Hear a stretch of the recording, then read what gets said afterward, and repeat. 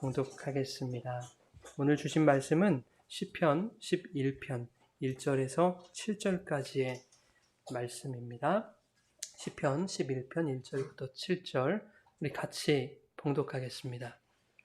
내가 여호와께 피하였거늘 너희가 내 영혼에게 새같이 내 산으로 도망하라 함은 어찌함인가. 악인이 활을 당기고 화살을 시위에 먹이며 마음이 바른 자를 어두운 데서 쏘려 하는도다. 터가 무너지면 의인이 무엇을 하랴. 여호와께서는 그의 성전에 계시고 여호와의 보좌는 하늘에 있으며 그의 눈이 인생을 통촉하시고 그의 안목이 그들을 감찰하시도다. 여호와는 의인을 감찰하시고 악인과 폭력을 좋아하는 자를 마음에 미워하시도다. 악인에게 그물을 던지시리니 불과 유황과 태우는 바람이 그들의 잔에 소득이 되리로다. 여호와는 의로우사 의로운 일을 좋아하시나니 정직한 자는 그의 얼굴을 배우리로다. 아멘. 살아계신 하나님의 말씀입니다. 앉아주십시오.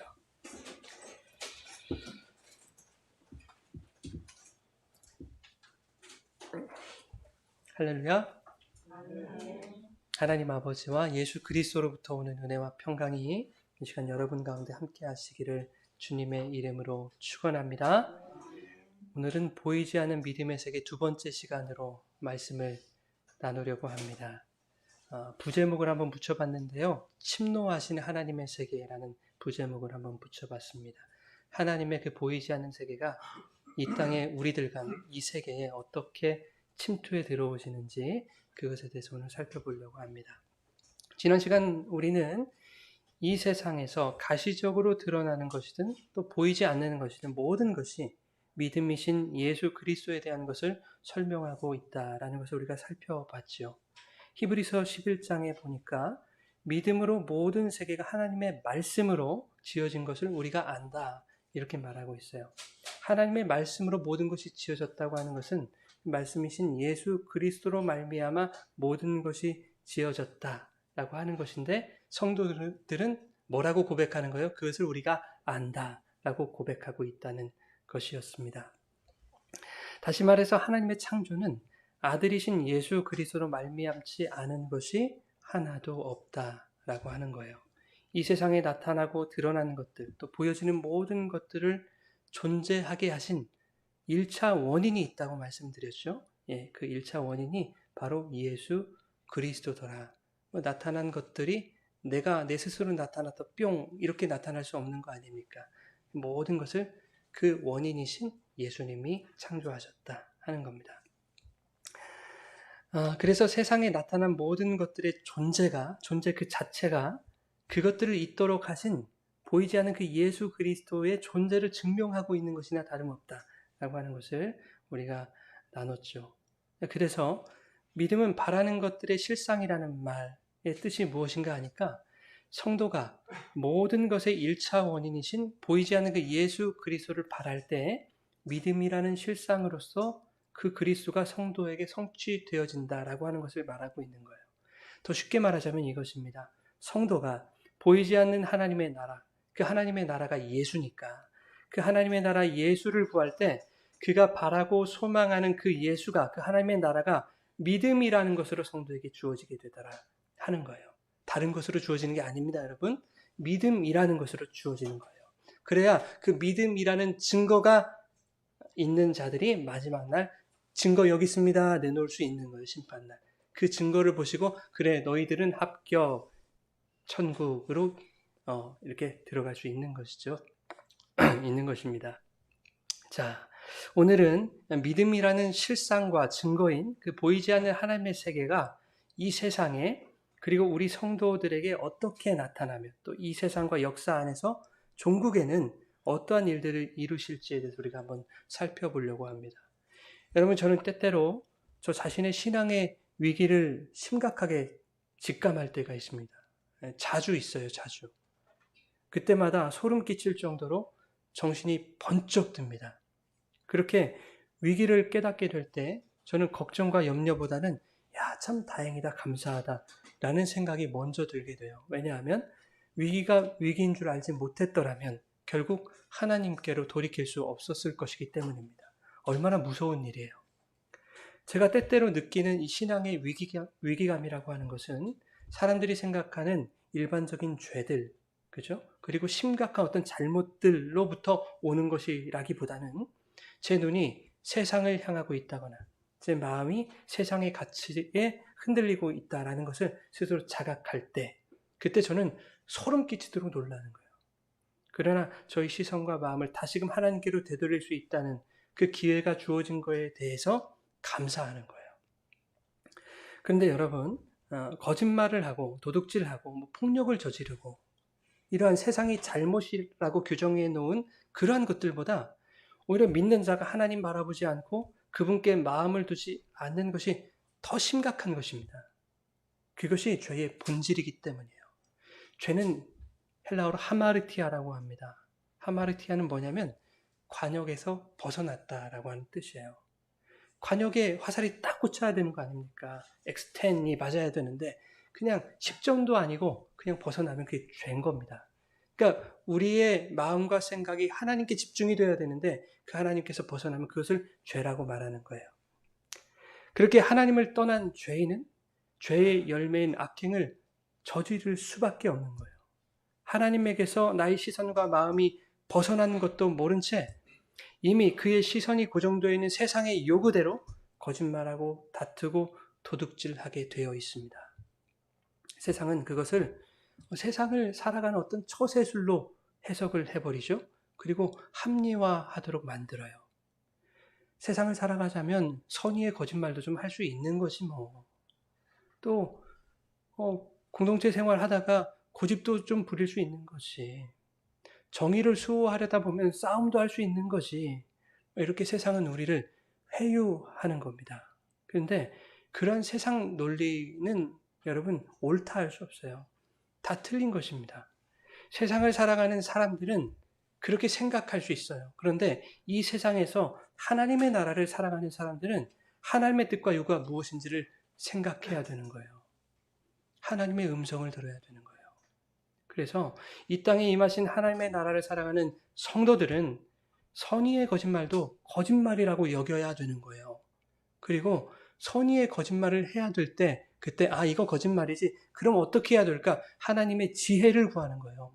예수님은 단 한 번도 거짓말을 하지 않으셨어요. 예수님은 다만 지혜롭게 말씀을 하셨을 뿐입니다. 고집 부리고 다투기보다는 양보하고 먼저 손을 내미는 거예요, 성도는. 이것이 세상에 시선을 두느냐, 하나님께 시선을 두느냐의 차이인 것입니다. 여러분, 성도는 이 세상에서 살아가지만 동시에 믿음의 세계를 살아가고 있는 것입니다. 그런데 믿음의 세계는 우리 눈에 보이질 않는단 말이죠.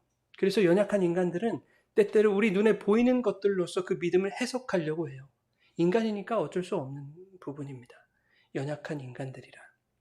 그때 말씀 안에 있는 사람들은 그 말씀이 나를 찔러서 나의 시선과 나의 마음이 지금 어디에 있는지를, 나의 신앙의 위치가 어디인지를 깨닫게 하시는 거예요. 성령은 말씀을 통해서 우리가 누구를 바라봐야 할지, 또 무엇을 바라봐야 할지를 계속해서 가르치시는 거예요. 그러나 신앙생활을 한다고 하면서도 그 성령을 구하지 아니하고 오히려 신앙의 열심을 통해서 세상의 가치를 기대하는 사람들은 자신이 무슨 죄를 짓고 있는지 깨닫지 못하는 거예요. 세상 사람들과 똑같이 세상의 요구에 타협하면서 합리화하면서 그렇게 살아간다. 선의의 거짓말도 할 수 있는 거지. 다툼도 때로는 필요하지. 라고 합리화하는 거예요.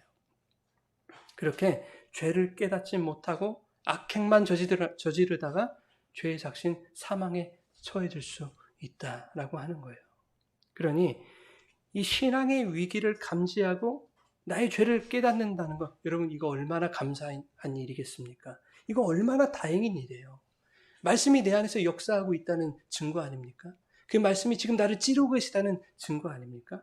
얼마나 귀한 건지 모르겠습니다. 오늘 본문은 다윗의 시입니다. 다윗은 지금 매우 급박한 상황에 처해 있습니다. 오늘 본문만 가지고는 그 급박한 상황이 어떤 상황인지 정확하게 알 수는 없어요. 그런데 학자들이 추려놓기를 딱 두 가지 정도로 추려놨습니다. 사울에게 지금 위협을 당하고 있다거나 아들 압살롬의 이게 어떤 위협을 당하고 있다. 두 가지로 압축이 되는 거예요. 근데 그것이 어떤 상황이든 다윗은 지금 매우 심각한 위기에 처해 있다는 사실은 변하지 않습니다. 이것이 오늘 본문의 배경이에요. 여러분 오늘 본문 말씀 1절을 함께 읽어보실까요? 내가 여호와께 피하였거늘 어찌함인가. 악인들이 지금 다윗을 죽이려고 하는 상황이에요. 그것이 사울이 됐든, 그죠? 압살롬이 됐든, 지금 그런 위기의 상황에서 다윗의 주변인들이 다윗에게 조언을 하는 거예요. 무슨 조언을 하냐면, 이 상황에서 멀리 피해야 된다고, 멀리 도망해야 된다고, 그렇게 말하고 있는 거예요. 그때 다윗이 뭐라고 말하는가 하면, 나의 피할 곳은 여호와 하나님이다라고 말하고 있는 것이거든요. 그런데 주변 사람들은 아니라고 다른 피할 곳을 찾아야 되는 현실적인 도피처, 은신처를 찾아야 된다고 그렇게 조언을 하고 있는 것입니다. 보이지도 않는 그 하나님에 매여 있지 말고 새처럼 자유롭게 날아서 저기 보이는 너의 산으로 도망가라. 너의 산으로 도망가라. 이렇게 말하고 있지 않습니까? 세상은 우리에게 그렇게 조언합니다. 이것은 사탄이 하와를 꿰는 것과 매우 유사하지 않습니까? 하와야, 보이지도 않고 결과로 나타나지도 않은 그 불확실한 하나님의 말씀에 매어있지 말고 저기 확실하게 보이는 저 열매 있지 않니? 보암직도 하고 먹음직도 하고 지혜롭게 할 만큼 탐스러운 저 열매, 너의 열매, 그 선악과를 따먹어봐. 정령 죽는다고? 아니야, 죽기는커녕 네 눈이 더 밝아질 거야. 사탄 그렇게 말했다고요. 창세기 3장 4절에 뱀이 뭐라고 말하는지 한번 읽어보시겠습니다. 뱀이 여자에게 이르되 너희가 결코 죽지 아니하리라. 결코 죽지 않는데요. 사탄이 그렇게 여자를 깨웠습니다. 그리고 활용점정을 찍는데 이렇게 말합니다. 계속해서 5절 읽겠습니다. 너희가 그것을 먹는 날에는 너희 눈이 밝아져 하나님과 같이 되어 선악을 알 줄 하나님이 아심이니라. 너희도 하나님이 될 수 있다는 거죠. 너희도 주체로 살 수 있어 라고 하는 겁니다. 그것을 하나님이 알기 때문에 일부러 지금 금지했다는 거예요. 하나님 나빠라고 얘기하는 거예요. 하나님 욕심쟁이. 그러니 너희들 이 선악과만 먹으면 너도 하나님이 되는 시간 문제야 라고 말하고 있는 거예요. 이것이 아담과 하와에게 얼마나 달콤한 속삭임이었을까. 자, 그런데 눈에 보이는 그 열매를 먹었더니 어떻게 됩니까? 계속해서 7절입니다. 이에 그들의 눈이 밝아져 자기들이 벗은 줄 알고 무화과 잎을 엮어 치마로 삼았더라. 세상에 보이는 것들의 눈이 밝아지자 그것이 얼마나 큰 죄이고 수치였는지 알게 되는 거예요. 여러분, 하나님이 아닌 자기 자신이 주체가 되어서 이 보이는 세계에 눈을 뜨는 것, 눈을 돌리는 것을 성경은 죄라고 말하고 있다는 거예요. 네. 자기가 주체가 되어서 눈에 보이는 세상 것들을 추구하는 그 인생은 어떤 인생일까요? 고작 나뭇잎으로 치마를 만들어 입는 인생에 지나지 않겠다라고 하는 것을 방금 이 말씀이 우리에게 얘기해주고 있는 것이죠. 그런데 인간들이 만들어 입는 그 치마가 어떤 치마였습니까? 아담과 하와가 만든 치마가 제대로 된 의복의 개념이 아니었다고 말씀을 드렸죠. 그건 띠요, 줄이었다 얘기했죠. 서서 진리의 띠를 띠고 해서의 그 띠는 어떤 띠였습니까? 말씀의 띠, 진리의 띠. 그렇죠? 그런데 그 말씀과 진리의 띠와 전혀 상반된 말씀 없음의 띠, 비진리의 띠로 자기 수치를 가리려고 하는 거예요. 아무리 그 나뭇잎을 풍성하게 엮어봐야 그것은 말라 바스러져 없어져 버릴 먼지와도 같은 것에 지나지 않습니다. 그 수로는 아무리 수치를 가리고 죄를 가려보려고 해도 가려지지 않는 것이죠. 오히려 그 죄와 수치가 더욱 도드라질 뿐입니다. 여러분 이것을 연상하시면 돼요. 저기 아프리카나 오지들에 가보면 원주민들이 지금도 거의 나체로 사는 사람들 있잖아요. 그래도 좀 패션에 민감한 분들은 이 띠를 하나 이렇게 하체에 남자들이 이렇게 두릅니다. 가려지지 않습니다, 여러분. 아무리 애를 써도 그걸로 가려지지 않죠. 더 민망하죠. 예, 시선이 그쪽으로 모아지는 거예요, 우리들은. 그들을 보면. 여러분, 그래서 성도의 인생은 하나님이 주체가 되셔야 하는 거예요. 보이지 않는 세계로 우리는 눈을 돌려야 되는 것입니다. 내가 주체가 되어서 보이는 선악과를 탐하는 인생은 자기는 화려하고 좋은 옷을 입었다고 생각할지는 모르겠어요. 그러나 그 가느다란 띠로 자기 죄와 수치를 가려보겠다고 발버둥 치면 칠수록 더욱 그 부끄러움만 드러나는, 수치만 드러나는 그런 안타까운 인생에 불과하겠다 하는 것입니다. 본문에서 다윗은 사람들이 말하는 그 보이는 세상이 아니라 하나님께 눈을 돌리고 있습니다. 성도가 피해야 할 유일한 산은 여호와의 산밖에 없다는 것을 다윗은 이미 잘 알고 있어요. 세상 사람들이 말하는 그 세상의 산이 어떤 곳인지 다윗은 명확하게 지금 알고 있습니다. 그곳은 새처럼 자유롭게 날아가서 안식을 얻을 수 있는 것이 아니라는 것을 다윗은 잘 알고 있는 거예요. 오늘 본문 2절 말씀 같이 읽겠습니다. 악인이 활을 당기고 화살을 시위에 먹이며 마음이 바른 자를 어두운 데서 쏘려 하는도다. 세상 사람들이 피하라고 조언했던 그 세상은, 그 세상의 산은 어떤 산입니까? 사실은 악인이 나를 죽이려고 활을 당기고 그 화살로 나를 조준하고 있는 그런 곳이다 하는 것이죠. 이런 세상은요, 성도의 피난처, 도피처, 은신처가 될 수 없는 거예요. 이 세상은. 하나님이 우리를 이 세상에 보내신 것은 왜 그럴까요, 여러분? 이 세상이 너희의 피할 바위가 아니라는 것을 알게 하시기 위해서예요. 그래서 하나님의 날개 그늘 안으로 들어와야 너희는 살 수 있다는 것을 깨닫게 하시기 위함입니다. 시편 64편에 이 세상이 어떤 곳인지를 아주 명확하게 설명해 주고 있거든요. 64편 3절부터 5절까지 우리 같이 읽겠습니다. 그들이 칼같이 자기 혀를 연마하며 화살같이 독한 말로 겨누고 숨은 곳에서 온전한 자를 쏘며 갑자기 쏘고 두려워하지 아니하는도다. 그들은 악한 목적으로 서로 격려하며 남몰래 올무높기를 함께 의논하고 하는 말이 누가 우리를 보리요 하며. 이게 세상이라는 거예요, 여러분. 세상은 우리를 때때로 격려하는 것 같기도 하고요. 나를 위해 주는 것 같기도 해요.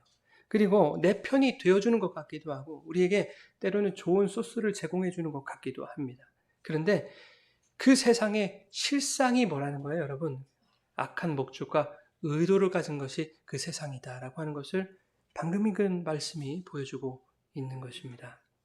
사람의 관계도 비슷하지 않습니까? 서로 위해주고 생각해주는 것 같다가도 뒤에서는 어떻게 해요? 상대방 욕하고 뒤통수 때리기 바쁘죠. 그 사람과의 관계가 나의 불이익으로 작용할 때에는 가차없이 그의 등에 빗으로 꽂아버리는 것이 이 세상의 인간관계 속에 흐르는 어두움의 힘이라고 하는 것을 여러분 기억하셔야 됩니다. 세상과 그 세상에 속한 사람들은 자기들이 어둠이기 때문에 그들 안에 흐르고 있는 어둠의 권세가 가장 강력한 힘이라고 그렇게 생각해요. 그렇게 착각합니다. 그래서 자신들의 어두운 목적과 계획을 누가 볼 수 있겠느냐면서 그렇게 기고만장한 거예요. 누가 우리를 보리요? 이렇게 말하고 있다고요. 그런데 64편 7편에 이렇게 말씀합니다. 우리 같이 읽겠습니다. 그러나 하나님이 그들을 쏘시리니 그들이 갑자기 화살에 상하리로다. 여러분, 활시위 누가 당기고 있었습니까? 화살 누가 조준하고 있었어요? 세상이, 악인들이 조준하고 있었는데 하나님은 아니래요. 그 화살 네가 맞을 거래요. 그 화살 네가 맞을 거야. 세상에게 말씀하시는 것이거든요.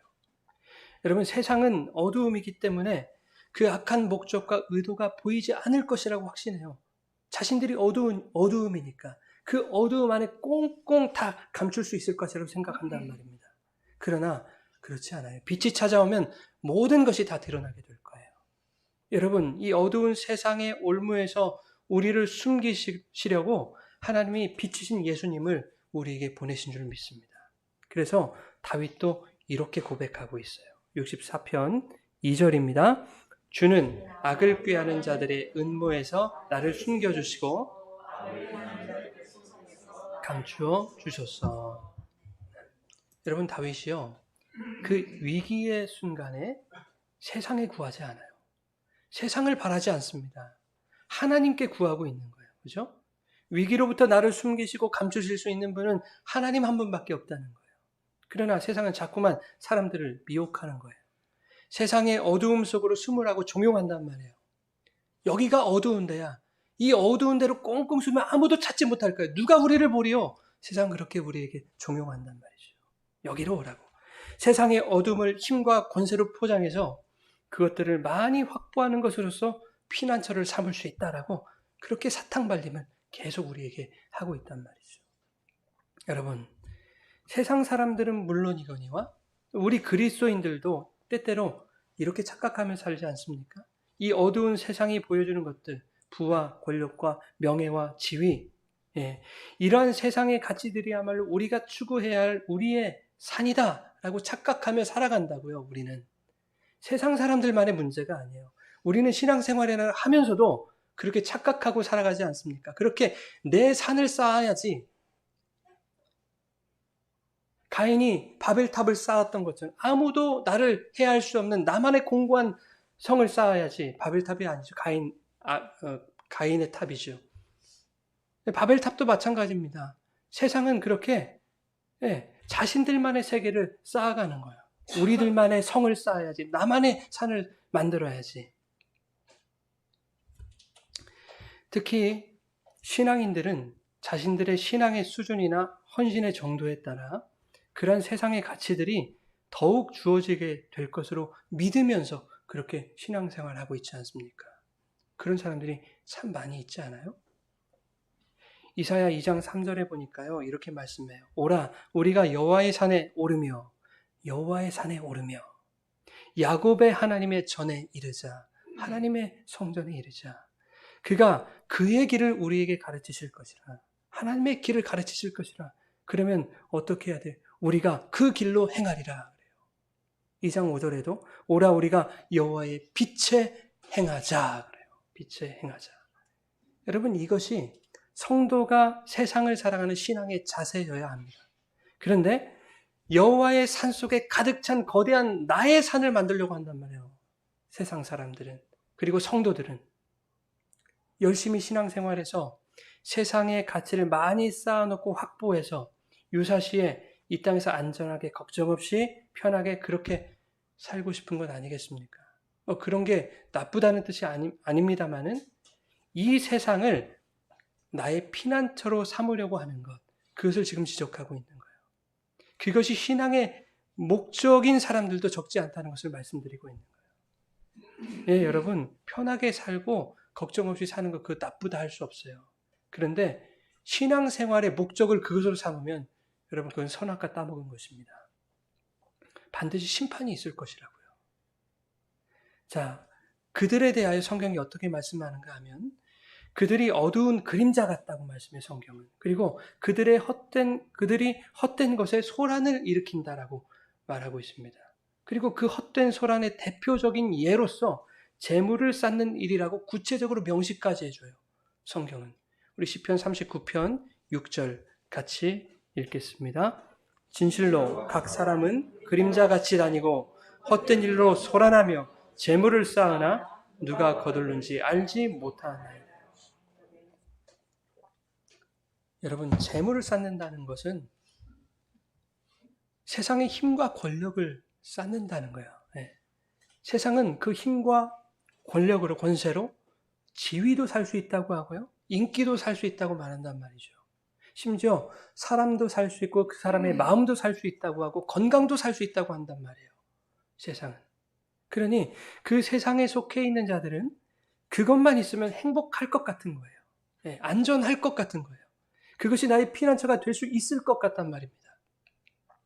그러나 성경은 그 모든 세상의 가치가 그림자, 즉 허상이요 어두운 뿐이다 라고 말씀하고 있다는 거예요. 그리고 헛된 소란일 뿐이다 라고 말씀하고 있다는 것입니다. 그런데 꼭 이런 분들이 계세요. 우리 교회는 그런 분이 이제 안 계실 줄 저는 알아요. 그런데 이런 분들이 있습니다. 그러면 세상에 돈이나 건강이나 뭐 이런 가치들은 필요 없다는 말입니까? 이렇게 딴지를 거시는 분들이 꼭 있습니다. 여러분 중에는 그런 딴지를 거실 분들이 없죠, 이제는? 여러분, 저는 무슨 얘기를 하고 있냐면 하나님의 나라의 가치가 소중한 것입니다 라고 말하고 있다고요. 그런데 세상의 가치는 그런 필요 없다는 얘기입니까? 뜬금없는 말을 하시면 안 되는 거예요. 하나님의 나라의 가치가 소중합니다 라고 하면 아멘, 그렇습니다. 성도는 동의하는 거죠. 그렇지 않습니까, 여러분? 예. 여러분, 세상의 가치들, 돈, 건강, 뭐 이런 거 우리의 삶에 필요한 거예요, 여러분. 그러나 그것이 목적이 될 수 없다는 것을 말씀하고 있는 거예요. 세상의 가치들 필요 없다는 얘기입니까? 당신 왜 이렇게 염세적입니까, 사람이? 이런 딴지를 거시는 분들, 여러분 주변에 한번 보십시오. 분명합니다. 그런 세상의 가치를 목적으로 신앙생활 하시는 분들이에요, 그분들은. 그런 거 얻으려고 열심히 종교생활 하시는 분들이라고요. 여기는 안 계실 줄 저는 알아요. 여러분, 성도는 하늘의 가치를 목적으로 신앙생활하는 사람들 아닙니까? 예. 보이지 않는 하나님의 세계, 그 믿음의 세계가 얼마나 큰 가치이며 그 하나님 나라가 우리에게 주시는 영원한 생명이라고 하는 가치가 얼마나 크다고 하는 것을 우리가 아는 사람들이라면 세상에 살아가는 동안 돈과 명예가 우리에게 주어지든 주어지지 않든 그거에 연연할 수 있습니까, 우리가? 그것이 그의 인생을 좌지우지할 수 없단 말이에요, 여러분. 세상의 가치가 얼마나 주어졌는가에 관계없이 우리는 영원한 하늘의 가치가 나에게 주어졌으면, 그 영생이 주어졌으면 그냥 감사하는 거죠. 그리고 이 땅에 필요한 것들, 있겠지요. 하나님이 주시는 대로 족한 줄 알고 사는 거예요. 그리고 주님께 맡기는 거예요. 여러분, 그게 믿음 아닙니까?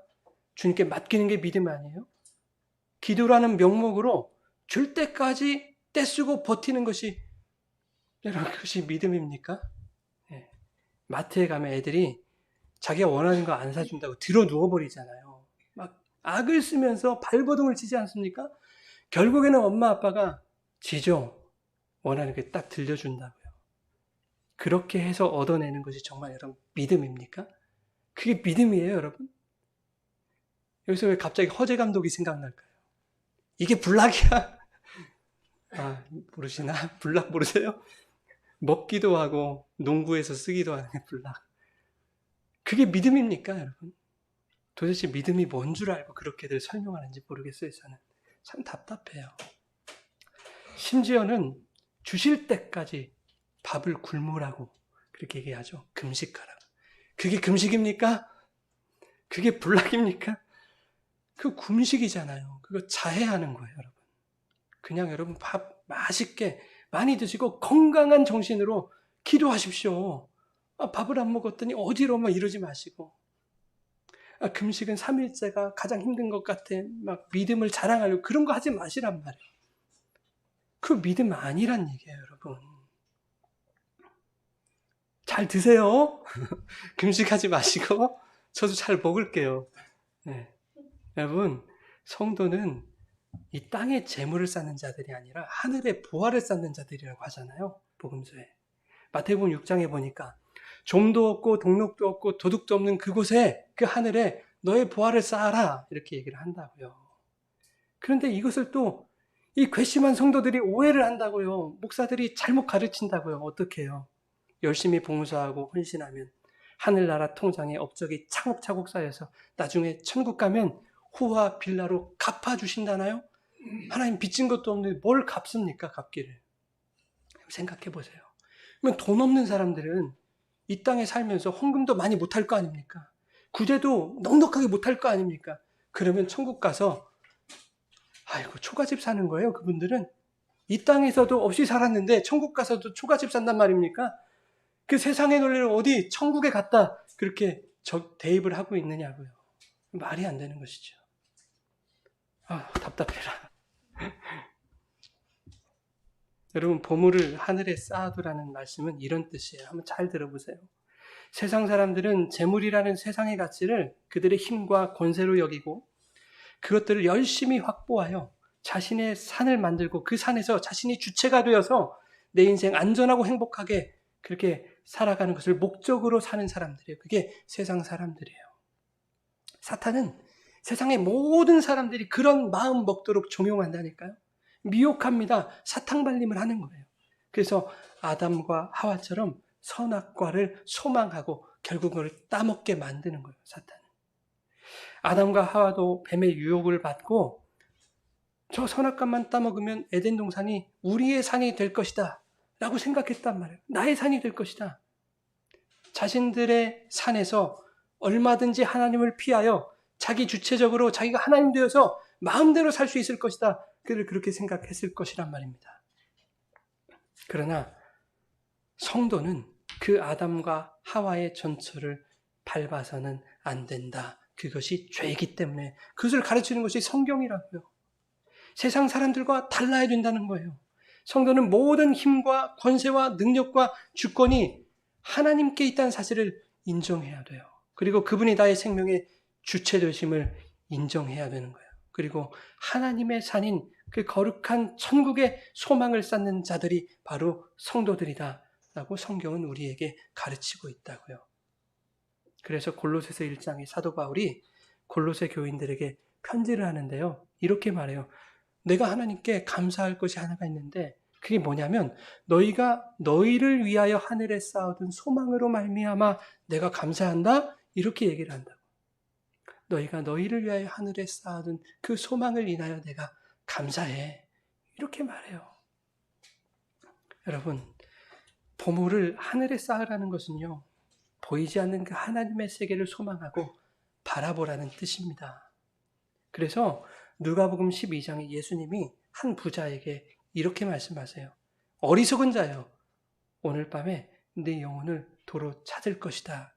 내가 네 생명을 앗아갈 것인데 자기를 위하여 재물을 쌓아두고 하나님께 대하여 부요하지 못한 자가 이와 같다 말씀하세요. 하나님께 대하여 쌓지 못한 자, 생명 앗아가시겠다는 거예요. 하나님께 소망을 쌓지 않고 땅의 재물을 힘과 권세로 쌓은 너는 사망이야 라고 말씀하시는 거예요. 자, 야고보서 5장 1절에서 3절 우리 같이 읽어보겠습니다. 들으라 불량자들아, 너희 재물은 썩었고 너희 옷은 좀 먹었으며 너희 금과 은은 녹이 슬었으니 이 녹이 너희에게 증거가 되며 불같이 너희를 살을 먹으리라. 너희가 말세에 재물을 쌓았도다. 아멘. 부자들에 대한 경고가 나오고 있죠. 단순히 여러분 돈 많은 사람들에 대한 경고가 아니에요. 성경이 말하는 부자는 그 많은 돈을 제대로 사용하지 못하는 사람들이기도 하지만 세상의 힘과 권력을 자신의 소망으로 생각하는 사람들 다 부자라고 하는 거예요. 그래서 세상에 재물을 쌓으려고 하는 사람들, 그것을 다 부자라고 하는 거예요. 그 부자들에게 말씀하세요. 아무리 세상에 그 돈이 많아서 좋은 옷을 입어도 세상의 것은 보이는 것은 썩고 좀먹을 뿐이다 라고 말씀하고 있는 거예요. 세상의 금과 은은 쌓아두면 녹이 슬게 마련이다 라는 거예요. 그런데 세상에 보이는 그 가치들을 추구하는 사람들에게는 보이는 증거로 나타내실 것이다 말씀하시죠. 보이는 증거. 그 보이는 증거가 뭡니까? 여기서 보이는 세상 가치들이 얼마나 더럽고 무가치한 것인가를 증명하는 녹슨 거. 그 녹으로 증거를 삼으시겠다는 거 아닙니까? 마지막 날 하나님 저 증거 가지고 왔어요. 딱 내비쳤는데 녹슨 거예요. 그럼 그들 어떻게 하시겠다는 거예요? 불사르시겠다는 거예요. 불사르시겠다. 불같이 너희 살을 먹으리라 그러시잖아요. 그런데 성경이 목적하는 증거는 그런 증거가 아니었잖아요. 그죠? 하나님은 우리 성도들에게 보이지 않는 것들에 대한 증거인 그 믿음을 원하신다고요. 마지막 날 여호와의 빛이 찾아와서 세상을 비추실 때 성도에게 이 믿음이라는 증거, 예수라는 증거가 나타나야만 그들에게 영생이 주는 거예요. 너에게 어떤 증거가 있니? 예, 제가 이 믿음이라는 증거 거의 간직했습니다. 합격되는 겁니다, 여러분. 여러분, 이 세상은 참 매력적인 곳이죠. 많이 가지지 못한 자들에게 있어서는 참 지옥 같은 곳이겠지만 많이 가진 자들에게 이 세상처럼 달콤한 것이 또 어디 있겠습니까? 그래서 많이 가지지 못한 사람들도 그래, 한번 사는 인생 나도 열심히 재물을 쌓아서 그 달콤함을 한번 누려보자 라는 마음을 갖게 만든다고요, 이 세상이. 예, 그래서 재물 쌓는 것에 일생을 바치게 하고 또 세상을 나의 힘과 나의 피난처럼 만들기 위해서 목숨을 아끼지 않도록 만들어요. 세상 어두움은. 그렇게 이 세상을 나의 힘과 피난처로 삼으면 안전할 것 같았는데 여러분. 그래서 평생을 그렇게 재물을 쌓는 마음으로 우리가 열심히 살아봤는데 살면 살수록 세상 그리 달콤하지도 안전한 것도 않다라는 것을 그런 세상 사람들이 다 아는 거 아니겠습니까? 아무리 돈이 많아도 그렇지 않아요? 사람들은 그것을 다 알고 있다고요, 이미. 세상이 그렇게 달콤한 곳이 아니며 안전한 곳이 아니라는 것을 세상 사람들은 다 알고 있어요. 알면서도 자꾸만 그 사탄의 사탕발림에 속아 넘어가는 거예요. 그래서 인간이 어리석은 것입니다. 더 가지면 행복해질 거야. 더 소유하면 그것이 너의 힘이 될 거야. 네, 그런데 가지면 가질수록 더 가지고 싶고 오히려 만족이 없죠. 뭔가 채워지질 않습니다. 자기보다 더 가진 자들, 더 누리는 자들에 비해 여전히 나는 가지지 못한 자로 비교당하는 세상일 뿐이에요. 세상은 그렇게 상대적인 거예요. 여러분 생각해 보십시오. 내가 지금 가진 것이 나에게 만족을 주지 못해요. 내가 추구하는 그 가치를 충족해 주지 못해요. 내가 가진 것이. 그렇다면 그것은 가지지 않은 것과 무슨 차이가 있냐는 거예요. 차이가 없어요. 내가 가진 것으로 충족이 안 되면 가지지 않은 것과 차이가 없다는 얘기예요.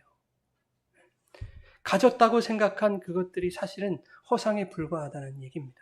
그런데도 어리석은 인생들은 채워지지 않는 그 세상의 허상들을 계속해서 추구하더라 하는 것입니다. 여러분 요한복음 1장에 보면 이 세상을 어둠이라고 표현하시거든요. 네, 세상은 어둠입니다. 사람들이 보고 있다고 생각하는 그 모든 것들이 사실은 허상이라고요. 세상은 어둠이니까 사실 보이지 않는 거예요. 없는 거예요. 여러분 이 빛이 있어야 이 빛이 이 사물을 때려서 반사된 그것이 우리의 눈에 상으로 맺혀서 우리는 본다라고 얘기를 하죠. 그래서 빛이 없으면 볼 수가 없는 거예요. 그런데 세상은 어두움이어서 그 어두움 자체로는 하나님이 자신의 창조 안에 목적하신 그 뜻을 상으로 맺어낼 수가 없는 거예요. 세상은. 그 어둠은 맺을 수가 없는 거예요. 무슨 말이냐면 하나님이 우리 인생에게 바라시는 삶의 목적, 삶의 가치, 인생의 지향성, 잘 살아가는 방법 이러한 것들을 어둠의 세상이 보여주는 것들로는 찾아낼 수 없다는 거예요. 거기에는 해답이 없다는 거예요. 그러한 세상에 시선을 두고 뭔가를 바라고 소망한다는 것은 결국 없는 것을 추구하는 헛된 일이다 하는 것입니다. 좀이나 녹으로 남게 될 헛된 증거를 구하는 것과 다름없다라는 것이죠. 성경은 그러한 헛된 증거를 추구하는 자들을 어떻게 하시겠다? 불사르겠다 말씀하고 있는 거예요. 그러니 성도의 삶의 터전은 어둠의 세상이 되어서는 안 된다라고 하는 것이죠. 빛이신 예수 그리스도를 우리의 터전으로 삼아야 된다라고 성경은 말씀하고 있는 거예요. 여러분 성경은 이 빛이신 예수님을 우리의 반석이라고 하시지 않습니까? 이 반석은 성도가 교회로 세워질 하나님의 성전으로 세워질 터인 거예요. 터. 성도가 이 세상을 살아간다는 것은 하나님이 거하실 처소, 즉 성전으로 완공되어가는 과정이라고 하는 것인데요. 주님이 마태복음 16장 18절에서 그 성전, 그 교회를 어디에 세우시겠다고 말씀하시냐면 어디에 세우시겠다고 하세요? 내 반석 위에 세우시겠다고 말씀하시는 거예요. 반석이라는 터 위에 세운 집은요, 비가 오고 창수가 나고 바람이 불어도 절대 무너지지 않아요. 그래서 믿음의 반석, 피할 바위, 빛이신 그 예수 그리스도라는 터 위에서 살아가는 것이 그것이 잘 사는 인생인 줄 믿으시기 바랍니다. 돈 많은 게 잘 사는 인생이 아니에요. 돈 많은 건 돈 많은 인생이에요, 여러분. 잘 사는 인생은 예수 그리스도의 터 위에서 사는 인생이 잘 사는 인생이요, 의미 있는 인생이다 라는 것을 성경이 가르치고 있는 거예요. 그래서 본문 3절도 그 터가 무너지면 인생의 의미가 없다라고 말씀하고 있지 않습니까? 터가 무너지면 의인이 무엇을 하랴? 터가 무너지면 아무 의미 없어. 이렇게 말하고 있는 거예요.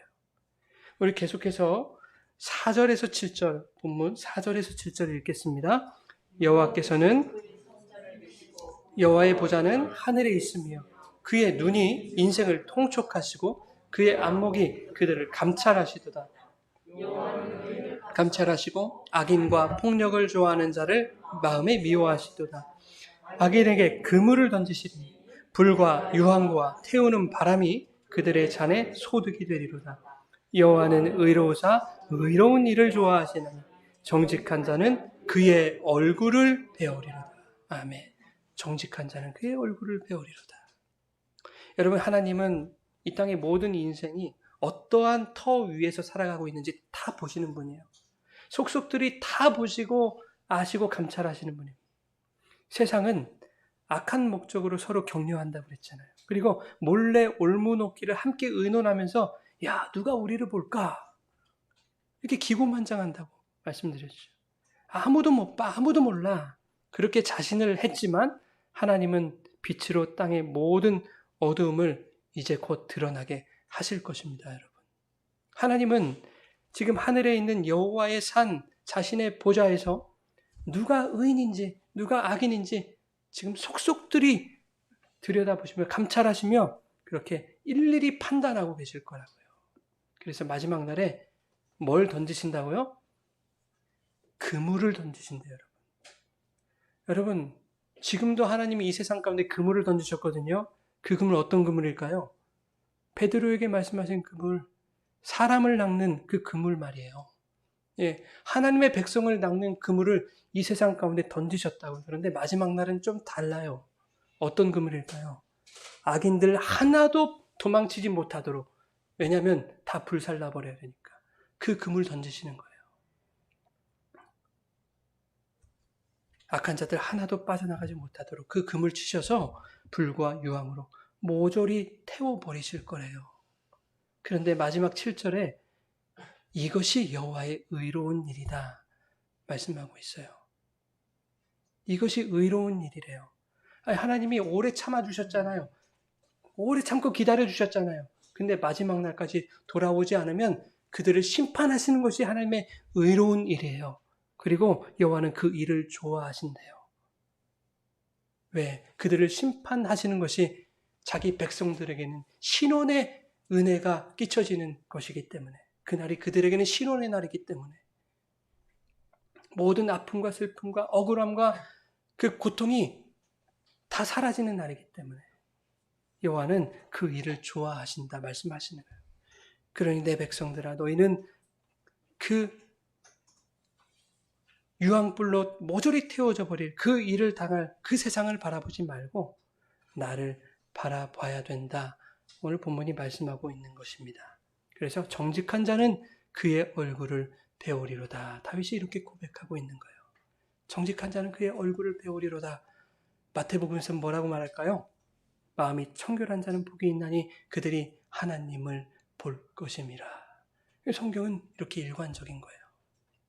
여러분, 마음이 청결한다는 것은 무슨 뜻이었죠? 그 마음속에 응당 있어야 할 것이 있을 때 그것을 청결하다고 말씀을 드렸죠. 예, 락스로 빡빡 닦았다고 해서 그게 청결한 것이 아니라 있어야 할 것이 그 자리에 있는 것을 성경은 청결하다. 그렇게 얘기를 한단 말이에요.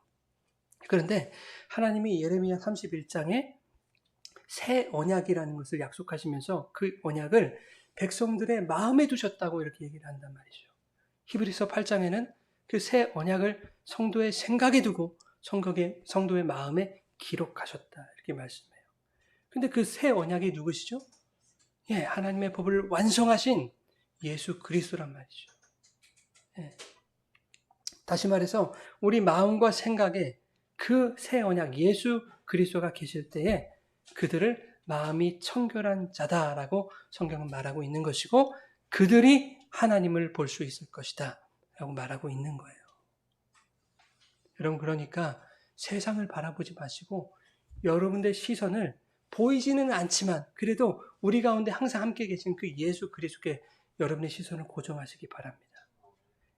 여러분, 하나님의 그 말씀을 여러분 마음 가운데 두세요.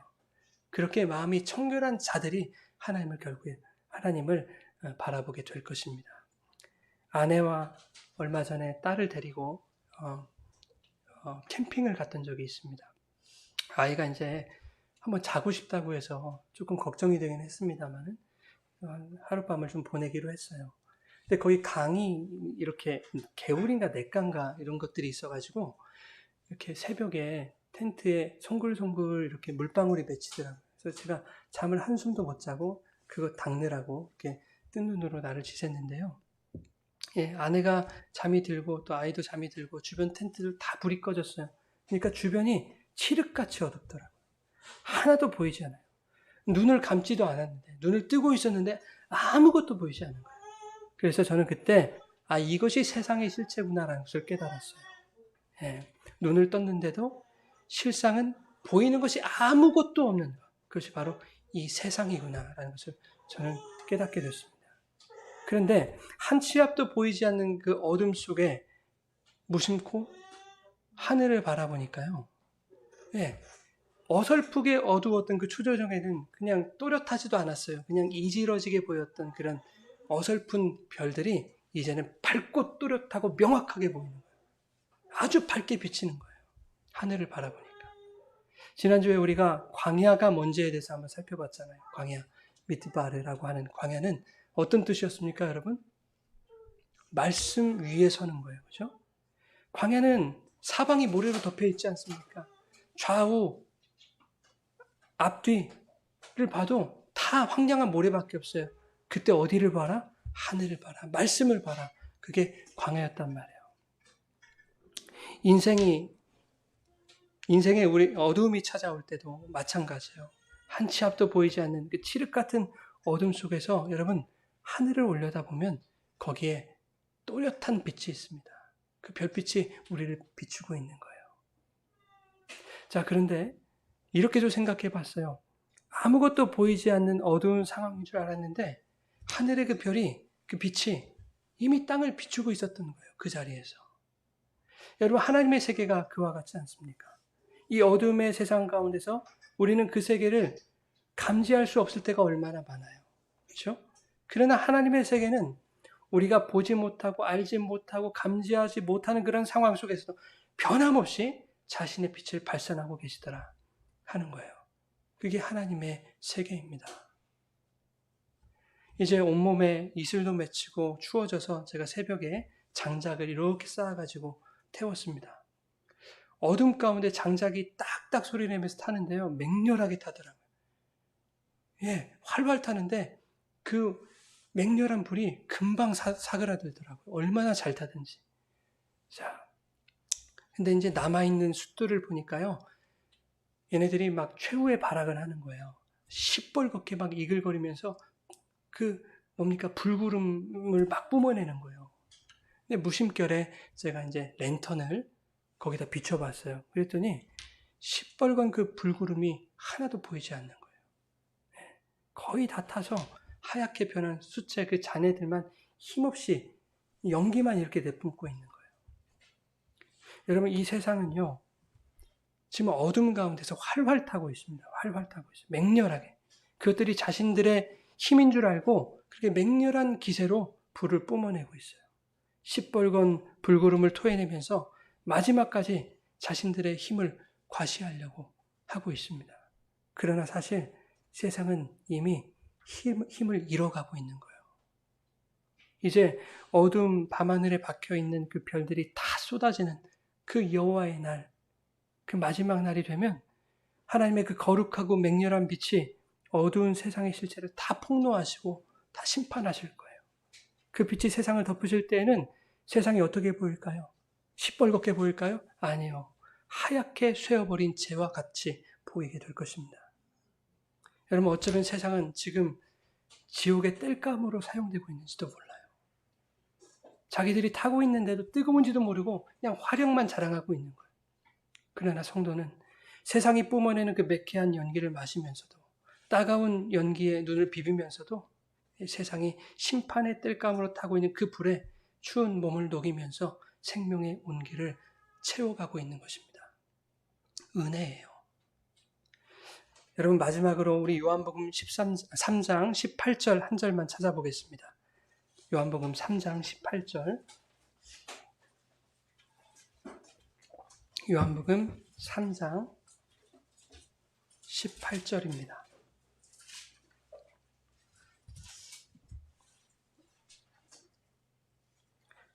우리 같이 읽겠습니다. 그를 믿는 자는 심판을 받지 아니하는 것이요 믿지 아니하는 자는 하나님의 독생자의 이름을 믿지 아니하므로 벌써 심판을 받은 것이니라.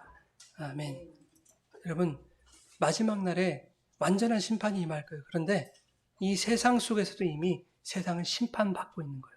벌써 심판을 받은 것이니라 말씀하시죠? 세상은 이미 심판을 받고 있는 것이 맞아요. 우리 눈에는 세상이 강해 보이고 세상이 우리를 이기는 것 같이 보여도 세상은 지금 열심히 타들어가고 있는 중입니다. 힘을 잃어가고 있는 중입니다. 그러니 사랑하는 여러분, 세상의 어둠과 그 맹렬한 불 앞에 주눅들지 마시고 여유롭게 손바닥 쫙 펴시고 불 쬐시면서 하늘의 그 별들이 우수수 떨어질 그날을 우리는 기다리시면 되는 거예요. 그날은 속히 옵니다, 여러분. 그날에 여러분이 고이고이 지켜왔던 그 믿음의 증거가 여러분을 그 믿음의 세계, 하나님의 세계로 인도해 주실 것입니다. 그날에는 이제까지는 가시적으로 보이지 않았던 그 하나님의 세계의 위대함과 아름다움과 경이로움과 그 영광스러움 여러분의 눈으로 다 보게 될 거예요. 확실하게 보게 될 것입니다. 그때 여러분은 깨닫게 될 거예요. 아, 하나님이 이거 보여주시려고 우리의 세상 가운데서의 삶의 고난과 인내와 연단을 주셨던 거로구나. 그것을 깨닫게 되면 모든 슬픔과 아픔과 눈물과 고통 다 보상되는 거예요. 그러니까 여러분 그때까지 힘을 내시고 믿음의 눈을 들어서 주님 바라보며 끝까지 인내하는 그런 저와 여러분 되시기를 주님의 이름으로 축원합니다. 우리 이 시간 찬양하실 텐데요. 하나님